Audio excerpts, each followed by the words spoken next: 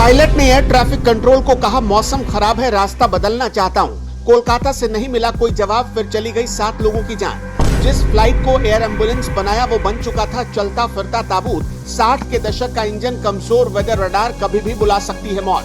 Beechcraft C90 को क्यों कहा जाता है मौत का दूसरा ब्रांड? माधवराव सिंधिया से लेकर चतरा हादसे तक खटारा विमान ने ली कईयों की जान। सोच कर देखें, जिस देश को हम विश्व गुरु बनाने निकले हैं, उस देश में आज भी 60 के दशक के खटारा इंजन को ढोने वाले प्लेन को एयर एम्बुलेंस बना दिया जाता है। और दुर्भाग्य है कि इसकी इजाजत भी मिल जाती है। करोड़ों रुपए लगाते हैं लोग और इस मुगालते में रहते हैं कि जिस प्लेन को वो सबसे तेज पहुंचने का जरिया समझ रहे हैं वो उनको सुरक्षित उनके मुकाम तक पहुंचा देगी, लेकिन वही प्लेन उतनी ही तेजी से उनको मौत के रास्ते की तरफ ले जा रही होती है। सोचिए कि रांची से दिल्ली जा रही प्लेन एक एयर एम्बुलेंस थी जिसमें इंसान को जिंदा बचाने के सारे साजो सामान मौजूद थे। जब प्लेन ही नहीं बचा तो इंसान क्या बचेगा?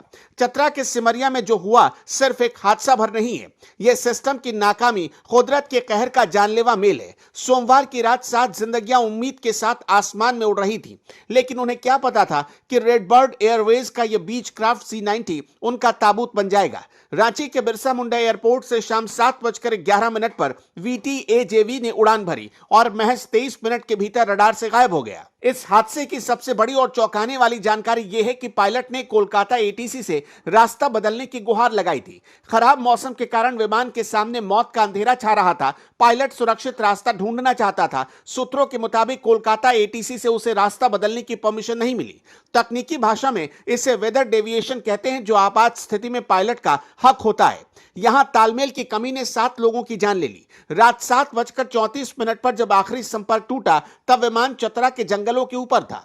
सिमरिया ब्लॉक की कसरिया पंचायत के घने जंगलों में यह विमान मलबे में तब्दील हो गया। हादसे के पीछे अगर साइंटिफिक कारणों पर गौर करें तो बीचक्राफ्ट C90 जैसे ट्विन टर्बो प्रॉप विमानों में खराब मौसम बहुत घातक साबित हो सकता है। टर्बो प्रॉप इंजन वाले छोटे विमान भारी बादलों और टर्बुलेंस में फंसने पर अपना संतुलन खो देते हैं। खराब मौसम में विजिबिलिटी 0 होने पर पायलट डिसओरिएंटेशन का शिकार हो सकता है, जिसे स्पैटियल डिसओरिएंटेशन कहते हैं। इसमें पायलट को जमीन और आसमान का अंतर समझ में नहीं आता और विमान तेजी से नीचे की तरफ गिर जाता है। इसके अलावा विंग्स पर बर्फ जमने यानी आइसिंग की समस्या भी ऐसे विमानों को कंट्रोल से बाहर कर देती है। अगर ATC ने रूट बदलने की अनुमति नहीं दी तो पायलट को मजबूरन उसी खतरनाक बादलों के बीच से गुजरना पड़ा होगा जिसने विमान के ढांचे को तोड़ दिया होगा।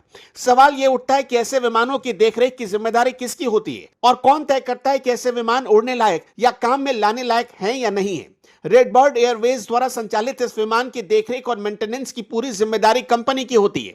भारत में नागरिक उड्डयन महानिदेशालय यानी DGCA वो संस्था है जो तय करती है कि कौन सा विमान उड़ने लायक है। DGCA ही एयरवर्थनेस सर्टिफिकेट जारी करता है और हर उड़ान से पहले एयरक्राफ्ट मेंटेनेंस इंजीनियर यानी AME को विमान को फिट घोषित करना होता है। सवाल यह कि क्या रेडबर्ड एयरवेज ने इन नियमों का सख्ती से पालन किया था? दिल्ली के बिजनेसमैन अक्षय कुमार ने 2018 में 24 घंटे मेडिकल सर्विस देने के लिए रेडबर्ड एयरवेज की शुरुआत की थी, लेकिन हादसे ने अब सुरक्षा मानकों पर बड़े सवालिया निशान खड़े कर दिए। इस क्रैश में कैप्टन विवेक विकास भगत और को पायलट सबराज दीप सिंह समेत मरीज संजय कुमार और उनके परिजन ध्रुव कुमार और अर्चना देवी की मौत हो गई।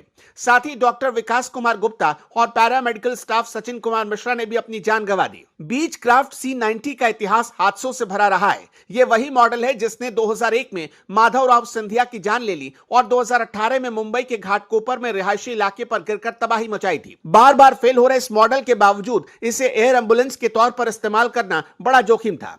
C90 मॉडल मूल रूप से 1960 के दशक में डिजाइन पर आधारित है। इसमें आधुनिक जेट विमानों की तुलना में खराब मौसम को झेलने की क्षमता काफी कम होती है।